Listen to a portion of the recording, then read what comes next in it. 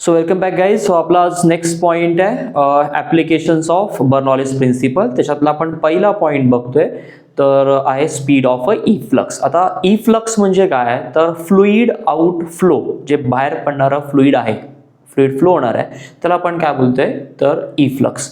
आणि त्याच्यामध्ये आपण काय फाइंड आउट करायचं आहे तर स्पीड ऑफ ई फ्लक्स. आता ते कसं काढायचं आहे ते आपण बघूया. सो एक सायंटिस्ट आहे, त्याचं नाव आहे टोरिसेली. तोच सायंटिस्ट आहे की ज्याच्यामध्ये आपण प्रेशरचं युनिट बघितलं होतं बघा. प्रेशरचं आपण एसआय युनिट काय घेतो न्यूटन पर मीटर स्क्वेअर, और काय घेतो आपण पास्कल. आणि दुसरं पण आपण प्रेशरचं युनिट यूज करतो ते म्हणजे एक बार यूज करतो. अजून एक युनिट यूज करतो ते म्हणजे टॉर, TORR. तोच हा टोरिसेली सायंटिस्ट आहे. सो त्याने काय ॲज्युम केलं होतं की एक जर आपण इथे फिगरमध्ये दाखवलं तसा एक कंटेनर घेतला, त्याच्या बॉटमला एक जर आपण होल पाडलाय, त्याला छोटा होल आहे तो, त्याला आपण ओरिफाईज असं बोलतो, इथे त्याचं नाव दिलेलं आहे, क्लिअर आहे.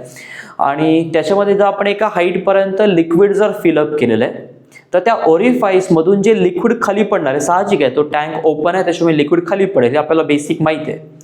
तर हे जे लिक्विड खाली पडेल त्या स्मॉल होलमधून किंवा त्या ओरिफाईसमधून, त्याची जी वेलॉसिटी असेल ती फ्रीली फॉलिंग बॉडीच्या इक्वल असेल. आता फ्रीली फॉलिंग बॉडी म्हणजे काय तर लेट्स से आपल्याकडे हा पेन आहे, सो मी इथून त्याला ड्रॉप केला तर ऑफकोर्स तो काय पडला, खाली पडला, बरोबर आहे. मग तो जो खाली पडला तो under the action of gravity, त्याच्यावरती कुठला आपण एक्स्ट्रा वरून फोर्स अप्लाय केला नव्हता, सो ऍक्शन ऑफ ग्रॅव्हिटीमध्येच तो खाली पडलाय. आणि म्हणून त्याची जी वेलॉसिटी आहे त्या वेलॉसिटीला आपण काय बोलतोय की जे मोशन आहे त्या वेलॉसिटीला आपण काय बोलतोय तर फ्रीली फॉलिंग मोशन. आणि बॉडीला काय बोलतो आपण फ्रीली फॉलिंग बॉडी. आणि त्या केसमध्ये त्याची जी वेलॉसिटी आहे ती आपल्याला मिळते v √2gh. त्यातला 2 कॉन्स्टंट आहे, g of course acceleration due to gravity, आणि h म्हणजे काय ज्या हाईटवरून तुम्ही त्याला ड्रॉप कराल ती हाईट असणार आहे. ओके, नॉर्मली जेवढी हाईट जास्ती असेल तेवढी बॉटमला वेलॉसिटी आपल्याला काय मिळणार आहे, जास्ती मिळेल. हाईट कमी असेल तर ऑफकोर्स बॉटमला वेलॉसिटी काय असणार आहे, खूप लेस आपल्याला मिळेल. आता कॉन्सेप्ट काय आहे बघा. सो काय आहे की एक ओपन कंटेनर घेतलाय, त्याच्या बॉटमला आपण होल पाडलेला आहे आणि त्याच्यामध्ये आपण फ्लुईड फिलअप केलेलं आहे, आणि फ्लुईड आहे ते होल थ्रू काय होणार आहे, फ्लो होणार आहे. आता ऑफकोर्स कंटेनर आहे तो कसा आहे, ओपन दाखवलेला आहे, त्यामुळे ऑफकोर्स त्याचा जो ओपन सरफेसला तिथे जे टॉपला प्रेशर असेल P1 त्याची ते कोणाच्या इक्वल असणार आहे तर ॲटमॉस्फिअरिक प्रेशरच्या इक्वल असेल. आणि त्याची व्हॅल्यू किती आहे तर P0, जे आपण घेतलेलं होतं बघा 1 ॲटमॉस्फिअर आपण सी लेवलला घेतो, इथे पण आपण कन्सिडर की 1 ॲटमॉस्फिअर आहे, ओके, सी लेवलला. सिमिलरली आता तसंच बॉटमला पण प्रेशर जे फ्लुईड फ्लो होत आहे तो पण कसं आहे ओपन ॲटमॉस्फिअर मध्येच आहे, म्हणून त्याचं पण प्रेशर जे P2 असेल ते पण कसं असणार आहे तर ऑफकोर्स ॲटमॉस्फिअरिक प्रेशर काय असणार आहे, P0 असणार आहे. टॉपचा जो सरफेस एरिया आहे त्याचा एरिया काय आहे, A1 आहे, तो लार्जर सरफेस एरिया आहे. आणि बॉटमचा एरिया आहे तो किती आहे, A2. इथे आपण डिस्ट्रीब्युशन मेन्शन केलंय बघा, A2 is very much less than A1. A2 खूप स्मॉल आहे. आता ह्याने काय प्रूव्ह केलं होतं टोरिसेलीने, तर त्याने काय प्रूव्ह केलं की जे फ्लुईड बाहेर पडणार आहे त्या फ्लुईडची जी वेलॉसिटी आहे किंवा स्पीड आहे तो फ्रीली फॉलिंग बॉडीच्या इक्वल असणार आहे. आणि ते आपल्याला प्रूव्ह करायचं आहे, आणि त्यासाठी आपल्याला यूज करायचं आहे बर्नॉलिस प्रिन्सिपल. त्यासाठी आपण इक्वेशन बर्नॉलिस प्रिन्सिपलचं लिहिलेलं बघा. तर आपल्याला माहिती होतं की इक्वेशन जनरली ते एकच होतं, म्हणजे तुम्ही बोथ साईडला आपण अप्लाय करू शकता. तसं पण इक्वेशन आपण बोथ साईडला अप्लाय केलेलं आहे, म्हणजे एक टॉप लेवलला अप्लाय केलं आणि दुसरं आपण अप्लाय केलंय बॉटम साईड अप्लाय केलंय. आता टॉपमध्ये जे इक्वेशन अप्लाय केलंय त्याला सगळ्याला सफिक्स आपण 1 यूज केलेत, आणि बॉटमला जे आपण यूज केलंय त्याला सगळ्या सफिक्स आपण काय यूज केलेत, 2 यूज केलेत. सो इक्वेशन वर काय दिलंय, P1 plus 1/2 rho V1 square plus rho GH1 is equals to P2 plus 1/2 rho V2 square plus rho GH2. बाकी रिक्वायर्ड ज्या टर्म्स असतील त्या मी इथे दिलेल्या आहेत काय काय त्या, आणि वन बाय आपण डिस्कस पण करूया ज्या ज्या आपल्याला लागतील त्या. आता P1 आणि P2 हे दोन्ही काय आहेत, ॲटमॉस्फिअरला ओपन आहे, त्यामुळे ॲटमॉस्फिअरिक प्रेशरचे इक्वल आहेत, म्हणून आपण दोघांची व्हॅल्यू P1 पण P0 लिहिली आणि P2 पण व्हॅल्यू किती लिहिली आहे, P0 लिहिलेली आहे. मग आता इथे P0 व्हॅल्यू पुट केली आपण P1 आणि P2 ची, सो दोन्ही काय झालेत, कॅन्सल झालेत. सो राहिलेली टर्म आता काय आहे, 1/2 rho V1 square plus rho GH is plus 1/2 rho V2 square. P0 त्यातला काय झालं होतं, कॅन्सल झालं होतं.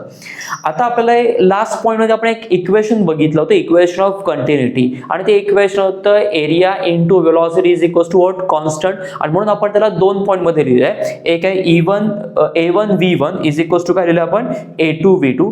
याच्यावर आपण इक्वेशन रिराईट कोणासाठी केलंय, V1 साठी, आणि ते इक्वेशन आपल्याला काय मिळालंय तर जस्ट बघा, V1 साठी करायचं त्यामुळे A1 कुठे जाईल डिनॉमिनेटरमध्ये जाईल. So V1 is equals to A2 upon A1 into आपल्याला काय मिळालं V2. सो आता काय करायचं आहे की ही जी V1 ची व्हॅल्यू आहे ती आपल्याला इथे पुट करायची आहे या इक्वेशन मध्ये. सो इथे आपण पुट केलं बघा 1/2 ॲज इट इज ठेवलेला आहे क्लिअर आहे इथल्या इक्वेशन मधला. नंतर rho as it is rho त्याची काय फ्लुइडची डेन्सिटी आहे. त्याच्यानंतर V1 ची व्हॅल्यू काय आहे त्याचा स्क्वेअर केलाय त्यामुळे A2 अपॉन A1 चा स्क्वेअर आणि V2 चा पण काय होणार आहे स्क्वेअर होईल. सो बघा इथे आपण स्क्वेअर केलेलं आहे A2 अपॉन A1 चा पण स्क्वेअर केलाय आणि V2 चा पण स्क्वेअर केलाय plus rho g h term तशीच आहे. H1 ला आपण व्हॅल्यू काय पुट केली आहे तर H पुट केली आहे कारण H1 म्हणजे हाईट काय आहे त्या फ्लुइडची हाईट आहे फ्रॉम दॅट ओरिफाईस ज्याची एरिया किती आहे A2. सो इथून हाईट आपल्याला किती मिळते H मिळते. आता प्रॉब्लेम काय आहे की H2 जर बघितलं तर आपण हाईट मेजरच करतोय कुठून तर एरिया A2 पासून मेजर करतोय जिथे छोटा एरिया आहे. त्यामुळे त्याच पॉइंटची height with respect to the same point आपल्याला काय मिळणार आहे 0 मिळेल. म्हणून आपण इथे H2 ची व्हॅल्यू काय पुट केली होती 0 पुट केली होती त्यामुळे ती लिहायची पण गरज लागली नव्हती. त्यामुळे H2 काय झाला होता 0 झाला होता आणि H1 ची व्हॅल्यू पण काय पुट केली जस्ट H पुट केली. आता फर्दर इक्वेशन बघा आपल्याला काढायचं काय होतं वेलॉसिटी. त्यामुळे आपण इक्वेशन वेलॉसिटीसाठी रिअरेंज करायचं आहे. सो म्हणून आपल्याला इक्वेशन काय मिळालंय तर या फॉर्म मध्ये इक्वेशन मिळाल्यानंतर ही जी टर्म आहे ती आपण तिकडे न्यायची आहे ती काय होणार आहे मायनस होईल. आता ती मायनस झाल्यानंतर इक्वेशन लेफ्ट हँड साइडला काय आहे तर rho g h as it is आहे क्लिअर आहे. 1/2 रो V2 स्क्वेअर पण टर्म ॲज इट इज आहे त्या साईडची. ही टर्म तिकडे नेली आणि काय केली आहे मायनस केली आणि त्याच्यातून कॉमन काय घेतलंय 1/2 रो आणि V2 स्क्वेअर बघा 1/2 रो अँड V2 स्क्वेअर हे काय घेतलं आपण कॉमन घेतलं. सो कॉमन घेतलं तर आपल्याला काय मिळेल 1/2 rho V2 square into bracket ही पूर्ण होल टर्म केलं त्यामुळे राहिलं काय तिथे 1 राहिला 1 minus A2 upon A1 bracket square. आता ऑलरेडी आपल्याला माहिती आहे की A2 हा खूप लेस आहे A1 पेक्षा त्याच्यामुळे काय होणार आहे की A1 जर डिनॉमिनेटर मध्ये आणला तिथे काय राहील 1 राहील. बघा इथे आपण दाखवलंय की A2 च्या डिनॉमिनेटर मध्ये आपण A1 आणलाय त्याच्यामुळे राहिलं काय इथे व्हेरी मच लेस दॅन 1. आता जर A2 अपॉन A1 हा खूप 1 पेक्षा कमी आहे तर ऑफकोर्स A2 अपॉन A1 चा स्क्वेअर केला तर तो ऑफकोर्स काय असेल अजून स्मॉल असेल आणि म्हणून त्याला आपल्याला काय करायला लागेल निग्लेक्ट करायला लागेल. त्यामुळे A2 अपॉन A1 स्क्वेअर ही जी टर्म दिसते ना ती आपण काय केली आहे निग्लेक्ट करून टाकली त्याची गरज नाही आपल्याला. म्हणून मग काय राहिलं इथे 1 आणि 1 मायनस निग्लेक्ट केलेली टर्म म्हणजे ऑलमोस्ट तुम्ही झिरोच कन्सिडर करा ना. सो 1 मायनस 0 म्हणजे काय असणार आहे तर 1 आपल्याला मिळेल. सो तो ब्रॅकेटचा आपल्याला आन्सर काय मिळालं या ब्रॅकेटचं 1 मिळालं. आता राहिले एवढ्याच टर्म 2. सो रो गेला इथला पण रो गेला. आता 2 जो आहे तो इकडे शिफ्ट झाला. सो आपल्याला काय मिळेल 2gh is equals to V2 square आणि आपल्याला V2 चं आपल्याला फायनल इक्वेशन काय मिळालं √2gh. ही सेम वेलॉसिटी फ्रीली फॉलिंग बॉडीच्या इक्वल आहे जे आपण टोरिसेली मध्ये च्या इक्वेशन मध्ये प्रूव्ह केले. हे इक्वेशन 2 to 3 मार्क्स मध्ये विचारलं जाऊ शकतं. इव्हन ह्याच्यावरती MCQ VSA आणि त्याच्यानंतर 3 मार्क्स और 2 मार्क्सचे न्यूमरिकल्स पण कदाचित विचारले जाऊ शकतात. 3 मार्क्सचे न्यूमरिकल विचारण्याचे चान्सेस कमी आहेत बट 2 मार्क्सचं कदाचित विचारले जाऊ शकतात थिअरी सुद्धा आणि न्यूमरिकल सुद्धा.